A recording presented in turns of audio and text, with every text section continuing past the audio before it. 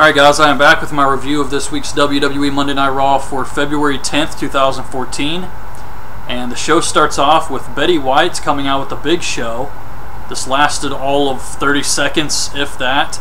She gets interrupted by Triple H and Stephanie. They come out and say that they're not just reconsidering Daniel Bryan as the face of the company, but also Cena and Sheamus. And Orton comes out and says he's the heart and soul of the WWE.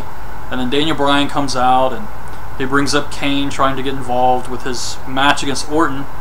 And Stephanie says that Kane will be punished. And Daniel Bryan brings up Orton kissing Stephanie from years ago. And Triple H says that because of Daniel Bryan's agitated state, he's going to give him the night off. And Daniel Bryan's freaking out. He's saying no.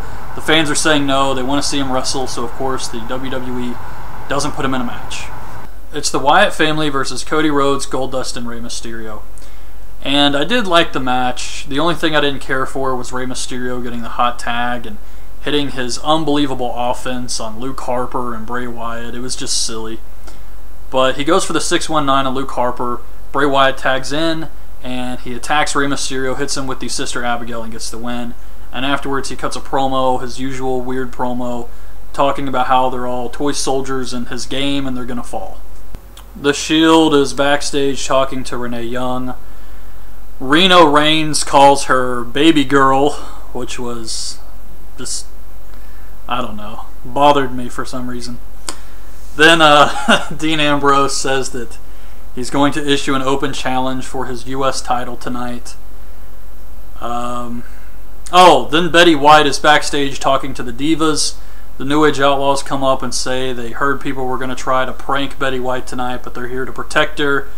And they offer her some tea. So they leave together. Then it's Fandango versus Santino. Santino comes out with Emma. And they show the footage from last week with Emma having a dance-off with Summer Rae. And they pumped in all these cheers, but if you watch the show, no one was cheering. And you could see the audience was just sitting there, but you could hear all these people cheering. It was dumb. And Fandango beats Santino clean with the leg drop, which was good. And then Sheamus cuts a promo talking about teaming with Christian later. It's Christian and Sheamus versus the Real Americans. And I was watching this match with a friend of mine who, he's not a wrestling fan, but he grew up watching it. He just doesn't know who all these new guys are. And during the match, I told him how Cesaro is a great wrestler. And it's weird that Cesaro is the one who Zeb is favoring, because that would make Swagger the babyface and the people want to cheer Cesaro.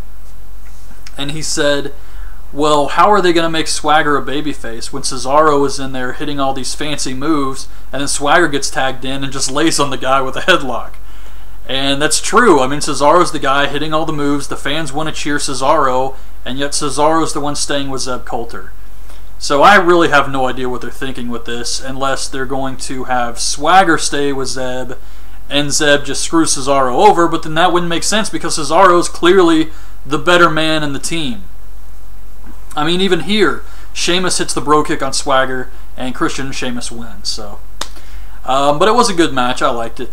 Then Cena cuts a promo backstage talking about his match against Randy Orton later. Del Rio beats Dolph Ziggler with a kick to the head. Now, I've heard rumors that Del Rio doesn't plan to resign with the company once his contract is up. And I really don't understand that, why he wouldn't resign. Del Rio has only been on the back burner for a short time, and they really pushed this guy hard when they first brought him in. I mean, he won the Royal Rumble, he was champion multiple times. So for Del Rio to want to leave because, oh, they haven't been using me properly these last few months, is just stupid. And at least in CM Punk's case, even though I don't agree with what Punk did at all, at least in his case, there were long periods of time they did not use Punk properly. Del Rio, it's been like a few months. Just, if that is true, it's really selfish. But anyways, after the match, Del Rio puts Dolph in the arm breaker, Batista runs out, spears Del Rio, and powerbombs him through the announce table. I thought this was pretty awesome stuff, actually. Backstage, Batista tells Triple H he wants Del Rio, and Triple H makes the match for Elimination Chamber. Then they announce the newest Hall of Fame inductee, it's Lita. And I guess she deserves to go in. I mean, it's not like they have a lot of women to choose from. It's really slim pickings. So I guess Lita's a good inductee, but it really makes me feel old, and I can't... I mean, she did do a lot of stuff in a short time, but the fact that Lita is going to the Hall of Fame just... God, where has the time gone? So bad. So Betty White is backstage with the New Age Outlaws, and they're fixing her some tea. They put laxatives in it. It's the Dumb and Dumber bit. And they leave to go get her some lemons. They both leave to go get the lemons. And she switches the cups, so Billy Gunn drinks the laxative. Then it's the Usos versus Ryback, and the New Age Outlaws are on commentary, and Billy Gunn is making all these sound effects. The Usos hit the splash on Curtis Axel for the win, and then afterwards Billy Gunn runs away to take a crap. This was so terrible. It wasn't funny at all. And the reason it wasn't funny, well, it wouldn't have been funny anyways, let's be honest. But what really hurt this is it's a visual joke. You have to see this happening.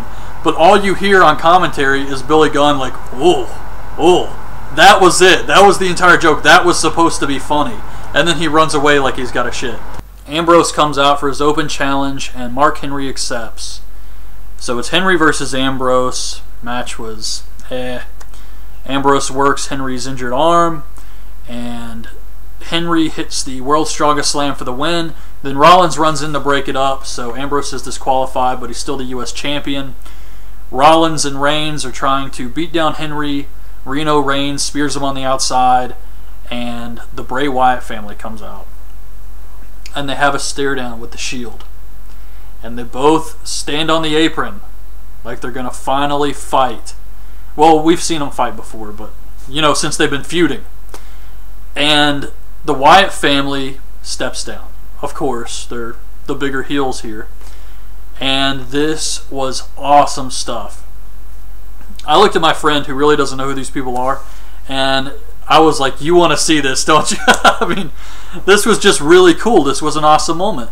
And this is exactly why this match needs to happen at WrestleMania. I really hope they continue this feud to WrestleMania after Elimination Chamber. This should not end at Elimination Chamber. I know that some people are saying, well, they're going to do a triple threat with the Shield members at WrestleMania, but I would definitely prefer a Wyatt family versus Shield match at Mania, and they do some type of weird finish at the Elimination Chamber. But this was great stuff. By the way, if you don't know who Reno Reigns is, it's from an old TV show, Renegade, starring Lorenzo Lamas. And my friend brought it up last night, and I told him I was going to call him Reno Reigns throughout this video. But I really wish I could just play Raw in the background so you could hear the sound and just record what we say during the show. That would be so awesome. But anyways, it's a Divas match with the Bella Twins and Cameron versus AJ Oksana and Alicia Fox. And Alicia Fox, her hair was about to come off, I think, because she kept like messing with it. But it was so far back on her head. She looked like Twiggy Ramirez or something. I'm surprised she hasn't lost her hair yet with some of those hair pieces she wears. But Cameron hits a DDT on Oksana for the win. Then Kane comes out, and Daniel Bryan runs out and attacks him, and Kane runs off. We get one more thing from Betty White. She says she hasn't been around this many shirtless guys since last night. That was it. All of this hype for Betty White for one joke. Then it's Cena versus Orton, and this was a good match. Towards the end, they start kicking out of finishers. Cena kicks out of the RKO, Orton kicks out of the AA, then Cena hits another AA and gets the win. And that was the end of the show.